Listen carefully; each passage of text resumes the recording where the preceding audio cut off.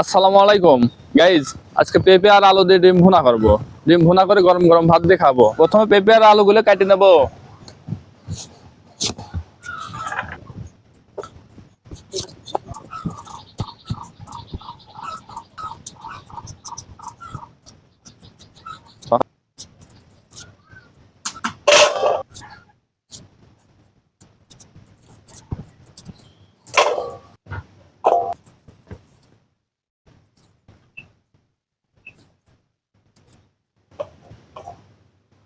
পেঁপে আর আলু গুঁড়া ধোয়া হয়ে গেছে, এখন সিদ্ধ করে নেবো।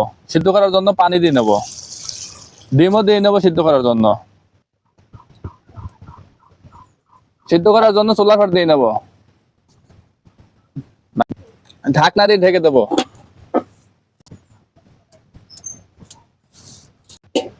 সেদ্ধ করা হয়ে গেছে, এখন নামিয়ে নেবো। ডিমগুলা উঠায় নেবো, ডিমগুলার খোসা ছাড়িয়ে নেবো।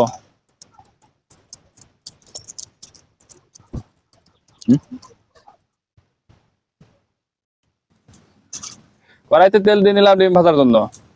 ডিম দিলাম,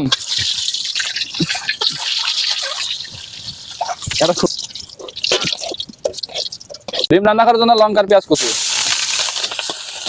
পেঁয়াজ বাটা, জিরে বাটা, আদা বাটা, রসুন বাটা, গরম মশলা বাটা, হলুদ গুঁড়া, মরিচের গুঁড়া, স্বাদ মতো লবণ, ধনের গুঁড়া। মশলা কষানো হয়ে গেছে, পেঁপে আর আলু সেদ্ধ দিয়ে নেবো। এখন ডিম দেবো। পেঁপে আলু ডিম কষানো হয়ে গেছে, এখন পানি দেবো। এখন ঢাকনা দিয়ে ঢেকে দেবো। আমাদের ডিম ভুনা করা হয়ে গেছে, এখন নামিয়ে নেবো চুলার পাট থেকে। এখন ঢিসি ঢেলে দেবো। আমাদের ডিম ভুনা হয়ে গেছে, খেয়ে দেখো কেমন হয়েছে।